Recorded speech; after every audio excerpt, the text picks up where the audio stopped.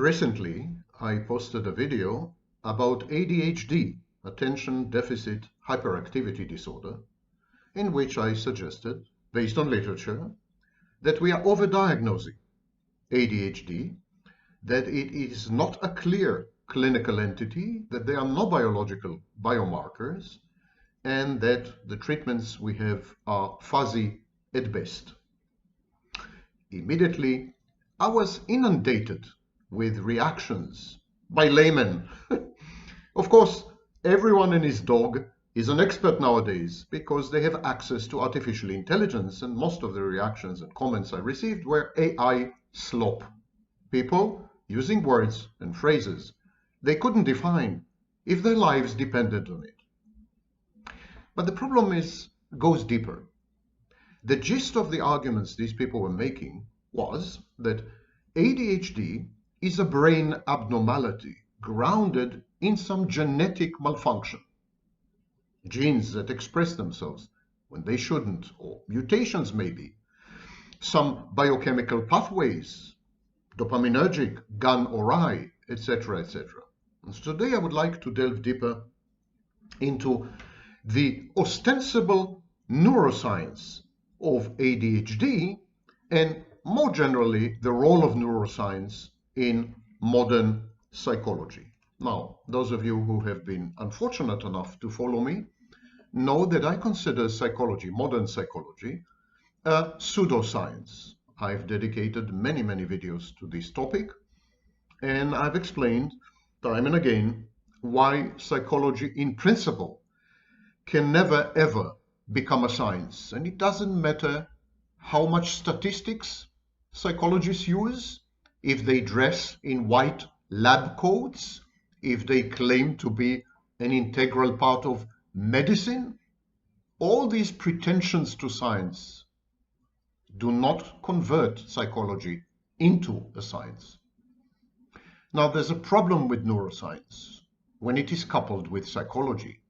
When you put together neuroscience as the fundament and foundation of psychological disorders, what you get is again a pseudoscience, even in some cases a scam. My name is Sam Vaknin. I'm the author of Malignant Self-Love, Narcissism Revisited, and a professor of psychology. Let's start with a basic observation. Science, real science, cannot ever legitimize pseudoscience. Science, real science, exact, measurable, observable science can never ever convert a pseudoscience into a science. Let me give you an example. If you put together astronomy, which is a science, with astrology, which is a pseudoscience, it doesn't render astrology more scientific. It doesn't make astrology a science. Similarly, when you put together neuroscience, which in some parts is a science, and psychology, which in no part is a science, it doesn't render psychology a science. Psychology is reliably descriptive, observational, and rigorous sometimes, but science it is not. Literature is observational. Literature is descriptive, and literature is often rigorous, yet it doesn't make it a science. Let's go back to neuroscience. Neuroscience is a study of the brain and to some extent the central nervous system. Here's the first issue with neuroscience: non-replicability, non-reproducibility, the replication crisis. What is a replication crisis? It's the fact that the vast majority of studies in neuroscience cannot be repeated, cannot be reproduced, cannot be replicated. End of story. They are one-offs. And the reason is that neuroscience deals with human beings, and human beings are mutable. They keep changing all the time. Even the same human beings keep changing from one minute to the next. That's not a very solid foundation. neuroscience suffers from a replication crisis, the same way psychology does. And in a minute, I'll make a distinction between valid, solid neuroscience and the fake neuroscience or the fluid neuroscience that accompanies psychology, the kind of neuroscience that attempts to explain or account for psychological disorders. It's a neuroscience which is ersatz neuroscience, not echt neuroscience. But go back to neuroscience by itself. Fact number one, it cannot be reproduced. Majority of the studies cannot be reproduced. This is known as a replication crisis. Problem number two, the statistical power of neuroscience studies is shockingly low. Even when neuroscience uses objective instruments such as magnetic resonance imaging, fMRI, functional magnetic resonance imaging, and others, even then, the statistical power, the significance, and other statistical measures of the research is very low. So fMRI research is anywhere between 0.08 and 0.31. Studies of event-related potentials is 0.72 and between 0.72 and 0.98 for large effect sizes, the only place where neuroscience is clearly valid, but it is 0.35 to 0.73 for medium effects, already beginning to be a bit iffy, and 0.10 to 0.18 for small effects, where neuroscience has nothing meaningful to say. There's a study published in Nature by psychologist Catherine Button and her colleagues, and they conducted a kind of meta-analysis of 49 major studies in neuroscience. The median statistical power of these mega studies in neuroscience was 21%. For you to understand, it's the same median statistical power that we discover in economic studies in economics, where the statistical median power is 18%. John Ioannidis is a meta-scientist. He and his colleagues computed an estimate of average power for economics, and they came up with 18% based on 6,700 studies. So, neuroscience studies cannot be replicated in almost 80% of the cases, cannot be replicated. Their statistical power in the vast majority of cases is very low, equal to the statistical power of studies in economics, which are notorious for being meaningless. And there are widespread failures, time and again, when we attempt to improve this situation, when we attempt to replicate studies in neuroscience. And every single study that comes out adds to the problem. Now, don't get me wrong. I did make clear that there was a part of neuroscience, there was a territory of neuroscience, which is solid, which is validated, and which tells us and teaches us a lot about the functioning of the human brain. That is the neuroscience that deals with processes, traits, and functions. The neuroscience of memory, of cognition, of language processing, of emotions, the building blocks, the neuroscience of the building blocks of what we call consciousness. But neuroscience is an abysmal failure when it comes to complex constructs, complex psychological constructs. And no psychological constructs are more complex than psychological disorders, where neuroscience has zero, nothing to tell us. Should not be relied on, period. Statistical power of studies linking alleged neuroscience with psychological disorders is so low that it's below randomness. That's how bad it is. And none of these studies can be replicated. The problem maybe is not so much with neuroscience. Maybe the problem is with psychology. In clinical psychology, we have diagnoses. But these diagnoses are not clinical entities. Let me explain what is a clinical entity. When you have malaria, when you have tuberculosis, when you have cancer, in Russia, in China, in Israel, in Ghana, in South America, and in Antarctica, when you have these diseases, they're all identical. They are 95% identical. The fact that a disease, a medical condition, is identical across time, across space, across cultures, across societies, render it amenable to treatment. We know that a medicine, chemotherapy for cancer, would work the same way in all these countries, in all these places, in all these periods. And this is what a clinical entity is. It is something that is not dependent on context, not dependent on period in history, not dependent on values, beliefs, religion, cultures, societies, and so on. Not dependent, and cannot be altered by changing these parameters. If we transition someone from Morocco to France, the clinical entity would remain the same. So in psychology, this is not the situation. We actually do not have clinical entities. Take, for example, something I am an expert on, narcissistic personality disorder. In the International Classification of Diseases, which is a diagnostic manual used by 80% of humanity, there is no narcissistic personality disorder at all.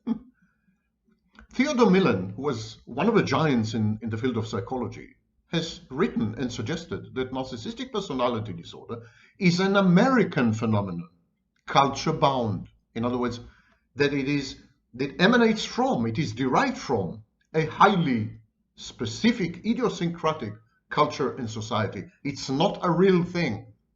It's not a clinical entity. Narcissistic personality disorder is not like malaria or tuberculosis or cancer or a stroke. It's not.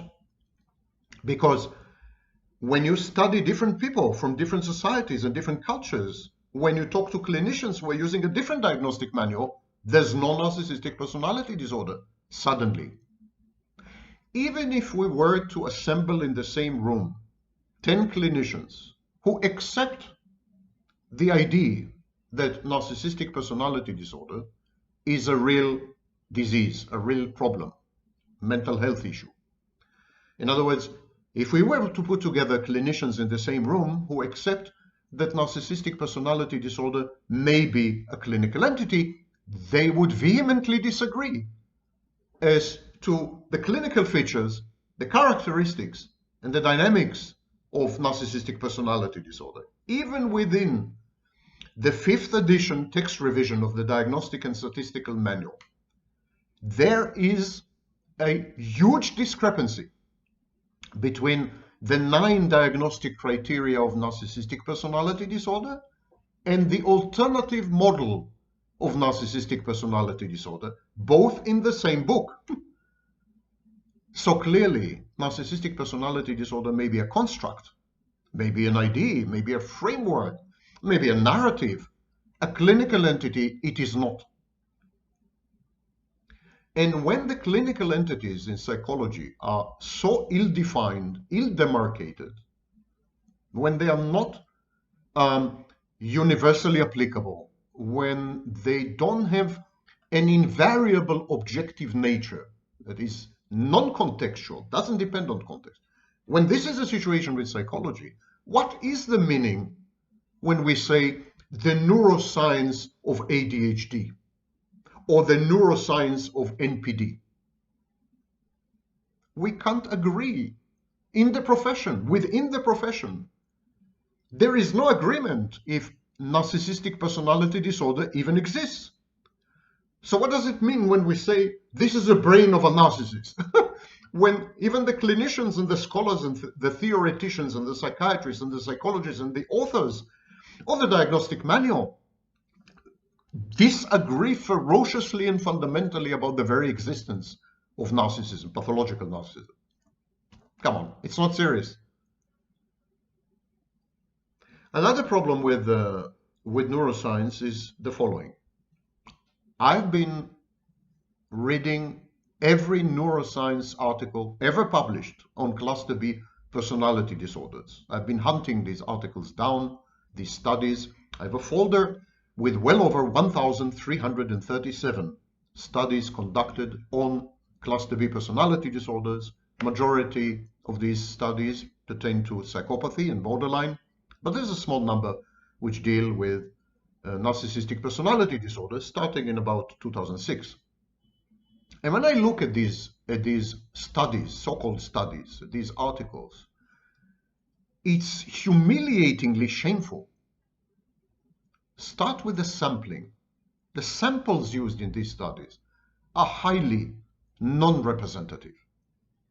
First of all, most of the samples are self-selecting, volunteers or students. The samples are tiny. I mean, shockingly tiny. There are many studies with 3 people, 7 people. One of the biggest studies we know of has 30 people, 30.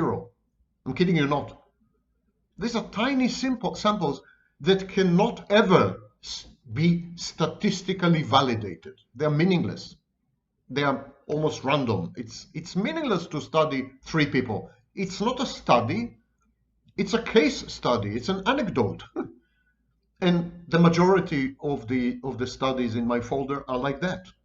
I'm hard pressed to find anything with more than 20 participants. And there is a high variability in these studies because brains are highly unique. Brains have a hardware, a wetware element, which is more or less uniform. But what is happening in this hardware is highly unique, influenced by personal autobiography, memories, core identity, psychological processes and dynamics, and so on and so forth. No 2 brains are alike. End of story. Yes, you can map the anatomy of the brain, but do not confuse the anatomy of the brain with the contents of the brain. Not 2 human beings have the same brain. None, not one. Anyone who claims otherwise knows very little about the brain. And this is why we have psychology, because we realize that people are different to each other and that things could go wrong. So when neuroscience claims that brains are uniform and homogeneous, that is completely counterfactual. The variability is so enormous that anything you say has extremely limited validity to the point of vanishing. If you look at my folder or any random selection of neuroscience studies of the last, shall we say, 20 years, the overwhelming vast majority of these studies are non-randomized. These are not clinical trials. The golden standard in science is what we call randomized clinical trials. It involves a complicated procedure for making sure that what you think you're learning from the study is actually true, that the conclusions and outcomes of the study can not be disputed or cannot be challenged because they have been insulated from confounding factors, outside influences, the biases of the experimenter, the biases of the participants, and so on and so forth. This is a randomized clinical trial, and it's a golden standard because these trials yield the truth in a majority of cases, unless they are seriously, badly methodologically designed. I am hard pressed to find 10 randomized trials in my folder of 1,337 studies in neuroscience. I could find only 10 such studies. The majority of these studies, so-called studies, are non-randomized. Sample selection is biased. The samples are tiny. The variability is enormous. The control groups are shoddy or, shockingly, in 60%, non-existent. And these studies, neuroscience studies, are not longitudinal. In other words, they don't follow an individual through the lifespan. They don't, for example, study the individual as a newborn and then compare the brain of that individual as a newborn to the brain of that individual as an adult.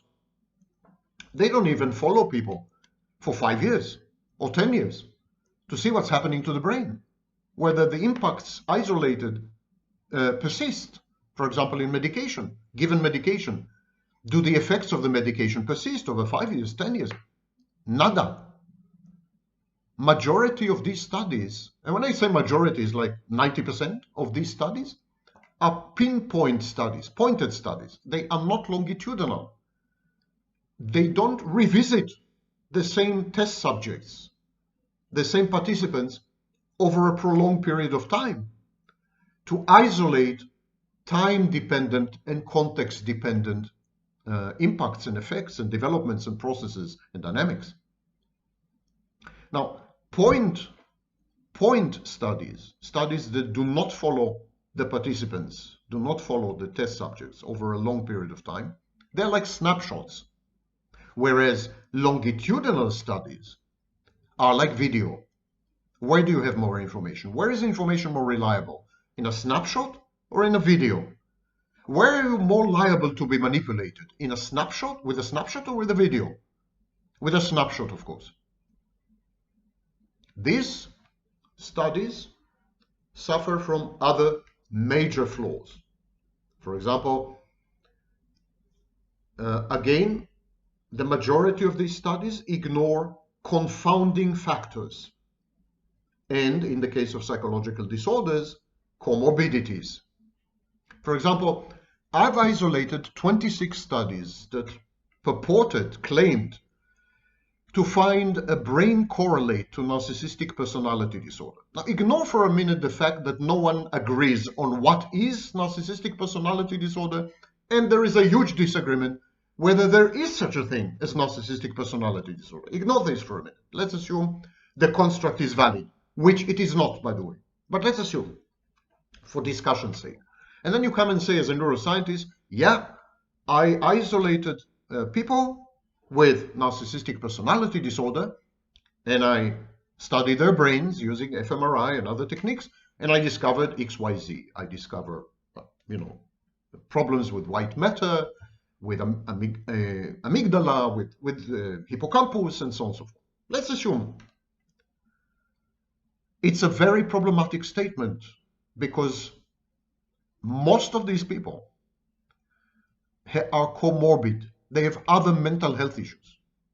For example, we know that depression, depressive illnesses and anxiety disorders are very, very, very common among people with narcissistic personality disorder, as well as substance use disorder, alcoholism, for example, or coke addiction.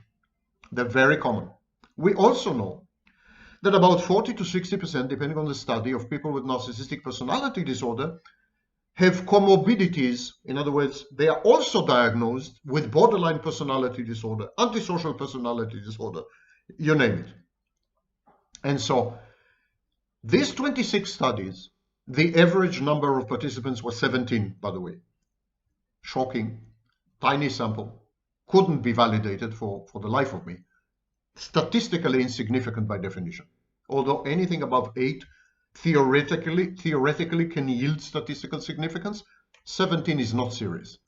Okay, these studies link a dubious, debatable, arguable diagnosis of psychological disorder, narcissistic personality disorder, with changes in the brain. And at the same time, these studies ignore the fact that most of these narcissists are also borderline, also psychopaths, also have mood disorders, also have anxiety disorders, also abuse substances, and the list goes on. Many of them are paranoid, and the list goes on and on and on. Comorbidities are rife in cluster B personality disorder. So there are even a few of these studies who have erroneously conflated dark personalities with narcissists. Dark personalities, dark triad personalities, and dark tetrad personalities are not narcissists. They involve subclinical narcissism, But these people cannot be diagnosed with narcissistic personality disorder. And yet, in several of these studies, 7 if you want to know the number, they confused people with narcissistic personality disorder and people with dark personalities. A rookie's mistake. All these studies in neuroscience and the neuroscience of psychological disorders have serious philosophical problems. Start with the problem of causation versus correlation. Even if we were to agree, which I do not agree, that there is a high level of correlation, which there isn't. I read to you the numbers. There is no high correlation between brain abnormalities and any psychological disorder. End of story. That's a fact. But even if there were such a correlation, it doesn't prove causation. These two should not be confused. And there's also the issue of reverse causation. If you are a narcissist, did your brain change because you are a narcissist, or are you a narcissist because you were born with a defective, abnormal brain? We have no way of knowing, precisely because we don't have longitudinal studies. The samples are tiny and they're tainted with comorbidities.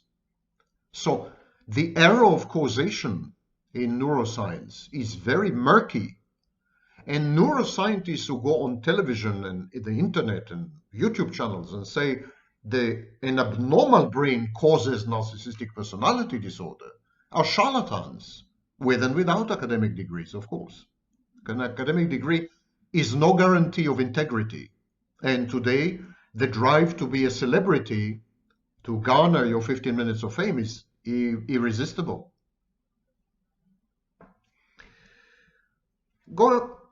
Let's now transition back to psychology. Psychology, as I said, can never be a science. And when you couple something that can never be a science with something that maybe one day will be a science, like neuroscience, it doesn't lend credence and credibility to either of them. When you put neuroscience and psychology together, both of them suffer. Neuroscience becomes associated with a pseudoscience, and the pseudoscience does not acquire respectability and reliability by being associated with a nascent science in its very beginnings. Psychology cannot be a science for various reasons, but I will focus on 4 out of many.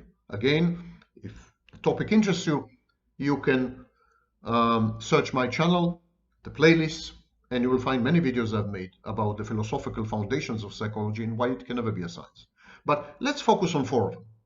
Number 1, ethical. The ethical problem. To substantiate any theory and any psychological construct, experiments have to be conducted on patients or clients or participants or subjects. To achieve the necessary results or reliable results, the subjects must be ignorant of the fact that they are being experimented upon. This is known as double-blind experiments. The subjects must remain in the dark regarding what the experimenters want to achieve. Some experiments may involve unpleasant or even traumatizing experiences. Some experiments have to be conducted on newborns and infants and toddlers and babies. All of this is ethically unacceptable. So all of this is excluded, basically, definitely in the modern practice of psychology. Number 2 is the psychological uncertainty principle. The current position of a human subject can be fully known, but both life experiences, the experiment itself, they influence the subject. So if I were to test you right now, I could create a map of who you are, your brain, your emotions, your cognitions, relying on self-reporting, by the way, but what can I do? But I can create some kind of map, and this map would capture you at this very second that I'm measuring you and testing you and observing you. But then life goes on. A thought crosses your mind. You are having a cognition. An emotion erupts. You see something out the window. Life goes on. You accumulate experiences, even micro experiences. You know that you are subject to an experiment, and this changes your attitude, your motivation, your emotions, your feelings, your cognitions, you name it. And this means that you are never the same person from 1 minute to the next. So if I were to reduce you to a highly detailed description right now, this description would no longer be valid a minute from now. Yes, there will be many things in common, but there will be many other things not in common. Differences. We change. We mutate all the time. We are mutable as human beings. And so there's no way to capture the same human being time and again in order to replicate the experiment or to continue it with this, under the same identical constraints. The very process of measurement and observation influence the subject, change the subject. Life itself influences the subject, changes the subject. Thoughts, emotions influence the subject, change the subject. And so from 1 second to the next, it's not the same subject. Problem number 4 in psychology, uniqueness. Psychological experiments are bound to be unique because of the aforementioned problem. They cannot be repeated, reproduced, replicated elsewhere. And at other times, even when they involve the very same subjects. Even if you were to isolate people, isolate them in a padded cell and experiment on them repeatedly, you would still get results that cannot be replicated because these people change, and they change not only because of external stimuli, they change also because of internal processes and dynamics over which the experimenter has no control. Subjects are never really the same due to the above-mentioned psychological uncertainty principle. Repeating the experiments with other subjects adversely affects the scientific value and validity of the results, of course. And finally, there is a problem known as the undergeneration of testable hypotheses. Psychology does not generate a sufficient number of hypotheses, predictions, which can be subjected to scientific testing and falsification. And this has to do with the fabulous storytelling nature of psychology. In a way, psychology has an affinity with some private languages. It is a form of art, and as such, it is self-sufficient. It is not referential, it is self-referential. If structural, when it is structured, when it relies on constructs and so on, internal constraints and requirements are met. It's a statement that is deemed true, even if it does not satisfy external scientific requirements. So psychological theories are internally consistent, even when they are inconsistent with reality. So here we have the picture. A flawed pseudoscience, psychology, teaming up with a nascent, largely ignorant, wannabe, would-be science, neuroscience. And both of them, in a shared fantasy of mutual admiration, augment each other. The neuroscientists provide an alleged neurobiological template for psychological disorders that no one can agree if they even exist. And these alleged brain abnormalities and templates are so poor, so poorly substantiated, methodologically flawed, laughable, risible studies that can never be repeated or replicated with tiny samples and so on and so forth. No controls, no double blinds, non-randomized trials and so on and so forth. It's not serious. And when I say not serious, I'm being uncharacteristically charitable. The word scam comes to mind because many people make a lot of money from neuroscience and from psychology. One last thing. Many concepts in neuroscience contradict each other. They're mutually exclusive. For example, if you were to accept neuroplasticity, if you were to accept that the brain is reactive, rewires itself, changes itself all the time, then neuroscience is impossible. Think about it for a minute. You're studying the brain. if the brain does not remain fixed, a fixed entity that can be isolated, studied under the real or proverbial microscope, then if the subject you are studying, this blob of material, of matter that you're studying, keeps changing all the time, keeps rewiring itself, then you can't have a science. Neuroplasticity undermines neuroscience, and that's only one example. There are numerous other ideas in neuroscience which completely destroy the very possibility of a neuroscience. I think, personally, this is the outcome of profound ignorance when it comes to the brain. We haven't scratched the surface even. We are discovering whole giant systems, subsystems in the brain every year, literally, which we did not know existed. So we don't know anything. This hubris and arrogance and grandiosity of neuroscientists, put them aside. They don't know anything yet. I do believe, however, that neuroscience can make an amazingly important contribution and ground elements in psychology in the brain. So I mentioned memory, cognition.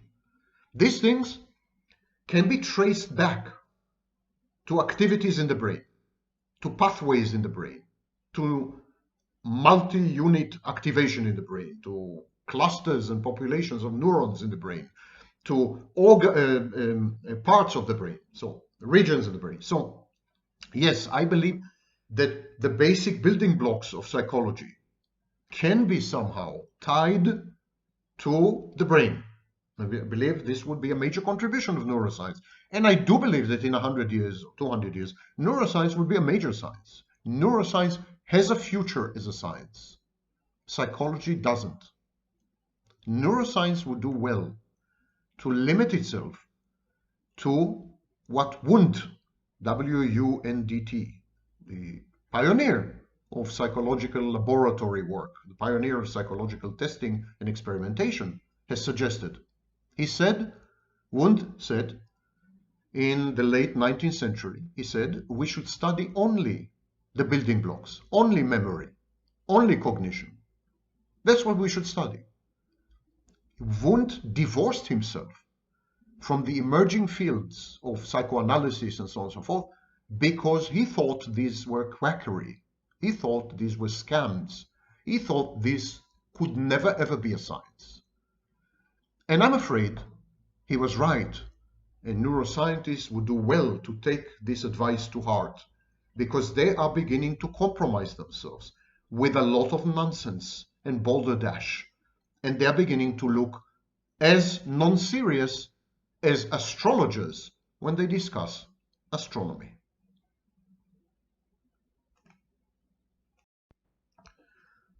Psychology is full of fads and fashions. This is something that neuroscientists should bear in mind. Remember refrigerator mothers who allegedly raised autistic children? Autism was traced back to cold, withholding, detached mothers. Remember schizophrenia, which was attributed to bad parenting and child rearing? Remember depression, which was thought of as a form of aggression? And remember, of course, homosexuality, which until 1973 was considered a mental illness and appeared in the Diagnostic and Statistical Manual. Passing fads, passing fashions. Psychology changes with the times, changes with the prevailing cultures and society, societal mores and conventions and norms and scripts and narratives. That's not a good sign. That is not how science works. And for those of you who have raised the issue of ADHD, there is disagreement between the definition and classification and division of ADHD in the 11th edition of the International Classification of Diseases and the way ADHD is described in the DSM.